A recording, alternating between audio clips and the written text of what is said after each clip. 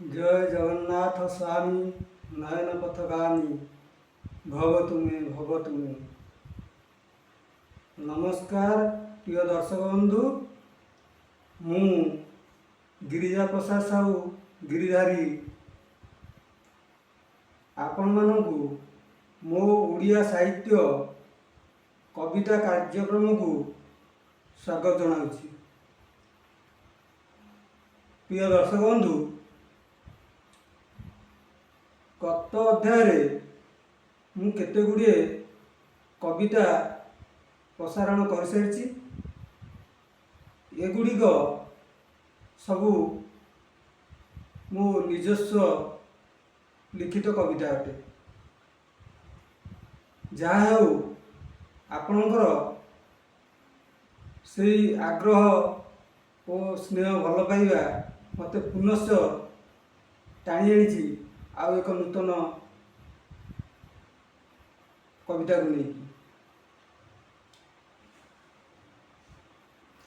तेणु आज गोटे सुंदर कथाटे कहि। मनीष जीवन जन्मरू मृत्यु ये हूँ गोटे रंगमंच। मनीष जहाँ किसी करुछि से हूँ तार अभिनय। यही रंगमंच रे से जो अभिनय करुछि से अभिनय रे से तार जीवन रे अनेक गुड़िए स्मृति अनुभव और अनुभूति को छाड़ी थाए। यही मुक्ता सदृश्य अनुभव बा स्मृति को जी साइति रखे से होची पोथी, से होची जीवन पोथी। तेणु अनुभव कौन? मनीष जहाँ जीवन रे स्मृति घटुची से अनुभव को से यदि साइति रखी पारंता ता जीवन रे अनेक मंगलमय होता, आउ से भी काम आसी पारंता।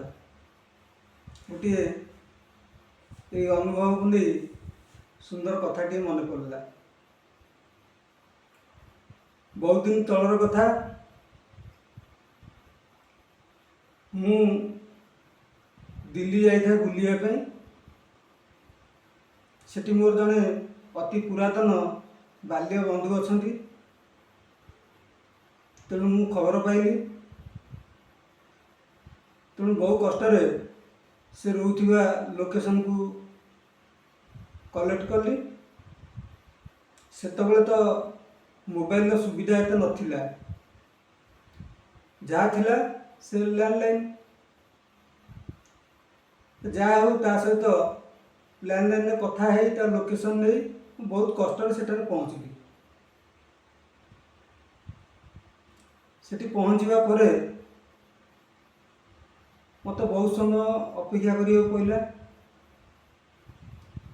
बहुत समय पर से सांग जनक मो पाखक आसला। हठात देखी पचारा, कहला अरे गिरधारी तू आसीगलु आ बहुत खुशी लगिला। कहली निश्चिंत, जेहेतु मु आसीथिली दिल्ली काले केबे देखा हब न हब सेतिपाई मु भाविली तते टिके देखा कर टिके पळेबी। ये उद्देश्य रे टिके चली आसिली। से भी कहला बहुत भल है, बहुत दिन पर देखा है। से हठात पचारा, अच्छा भाई तो खबर कौन कह। मु कहली भाई सुख कहबी ना दुख कहबी, दुख कहबी ना सुख कहबी, ना अनुभव कथा पोथी गायबी। यही कथाटी आज्ञा ताकू टिके खराब लगिला।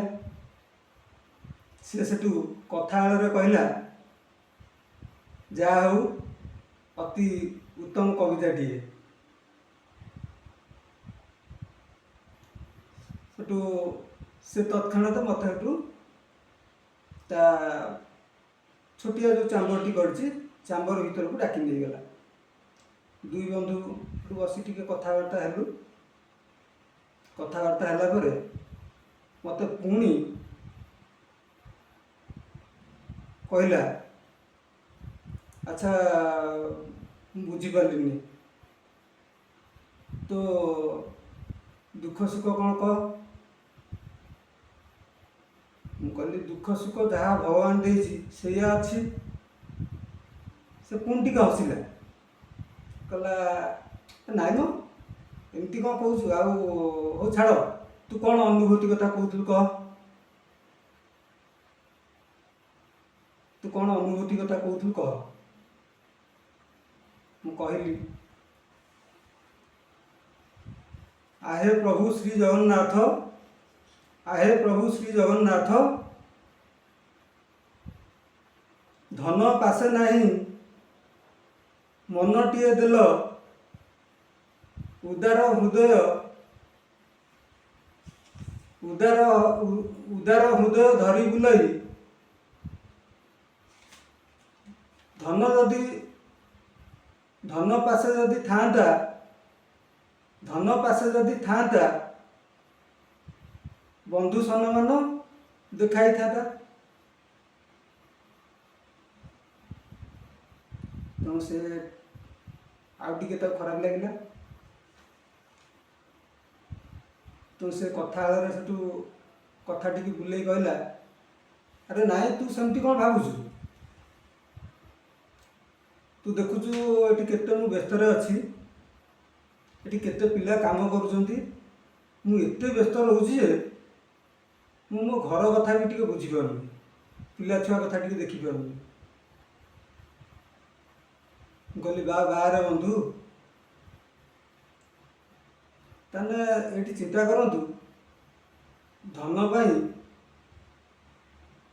आजिकल लोक माने एते व्यस्त जे कि निज को भूली जाउछन्ति, निज परिवार को भूली जाउछन्ति। आम कथा छाड़, ये होउछि अनुभूतिर कथा। जाओ बंधु, तुम जोठी थिबो आज भी शुणी तुमको किपर लगे मुझे जानी, किंतु से दिन जो स्मृति और अनुभूति निश्चित गोटे शिक्षा देथिबो। तेणु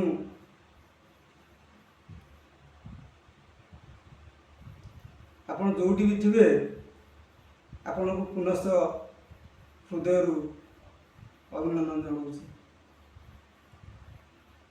ये थिला अनुभूतिर कथा। तापरे द्वितीय कथा गुड़िक है, मुझे जो कविता गुड़िक प्रसारण करछि एगुड़िक मो जीवन रे साउंटी रखिथिबा अनुभूति और स्मृति को लक्ष्य रखी लिखित कविता गुड़िक। तेणु आग को आहरी यहीपरि कविता प्रकाशमान करी। तेणु आज जो कविताटी उपस्थापन करने को जाऊँगी, ये हेउछि एक अति पुरातन कहानी, जो कहानी की अधिकांश लोक शुणी नथिबे और किछि लोक मध्य शुणिथिबे।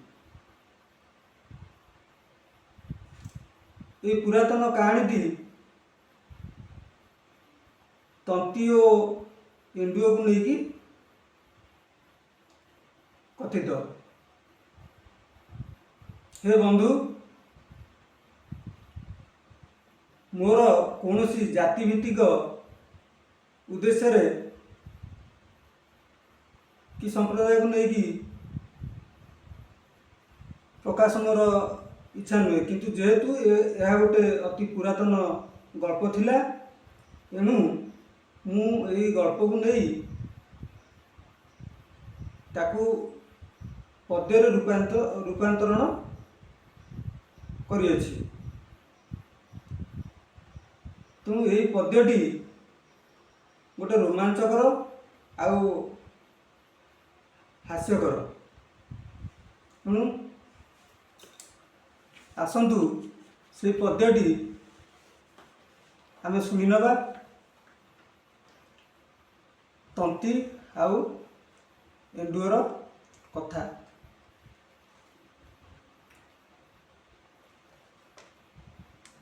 ତନ୍ତୀ ଯାଉଥିଲେ ବେପାର କରି, ଲୁଗା ଗଣ୍ଠଲିକୁ କାନ୍ଧରେ ଧରି। ତନ୍ତୀ ଯାଉଥିଲେ ବେପାର କରି, ଲୁଗା ଗଣ୍ଠଲିକୁ କାନ୍ଧରେ ଧରି।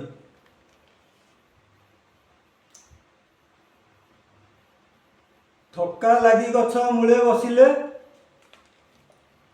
ଥକା ଲାଗି ଗଛ ମୂଳେ ବସିଲେ, ଆଗେ ବହୁରୂପୀ ଅଛି ଦେଖିଲେ, ଆଗେ ବହୁରୂପୀ ଅଛି ଦେଖିଲେ। ପଚାରି ବୁଝିଲେ ଏଣ୍ଡୁଅ ଭାଇ, ପଚାରି ବୁଝିଲେ ଏଣ୍ଡୁଅ ଭାଇ,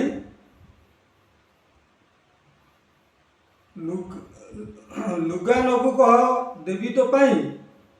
ଏଣ୍ଡୁଅ ମୁଣ୍ଡକୁ ଟୁଙ୍ଗାରି ଦିଏ, ଏଣ୍ଡୁଅ ମୁଣ୍ଡକୁ ଟୁଙ୍ଗାରି ଦିଏ। ପଚାରିଲା ତନ୍ତୀ ଏଣ୍ଡୁଅ ଭାଇ, ପାଉଣା ଦବୁ କି ରହିବ ବାକି। ପଚାରିଲା ତନ୍ତୀ ଏଣ୍ଡୁଅ ଭାଇ, ପାଉଣା ଦବୁ କି ରହିବ ବାକି।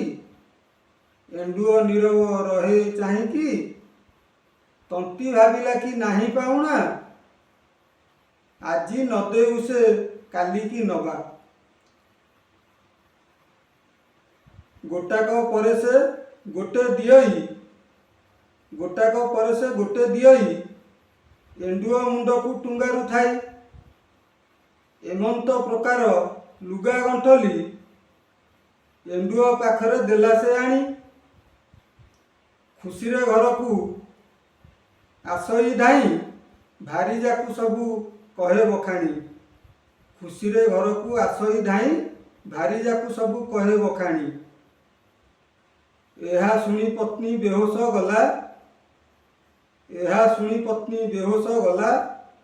ଚେତା ଫେରିବାରୁ ଝାଡ଼ୁ ଖୋଜିଲା, ଝାଡ଼ୁରେ ପତିକୁ ବହେ ସେକିଲା। ଚେତା ଫେରିବାରୁ ଝାଡ଼ୁ ଖୋଜିଲା, ଝାଡ଼ୁରେ ପତିକୁ ବହେ ସେକିଲା।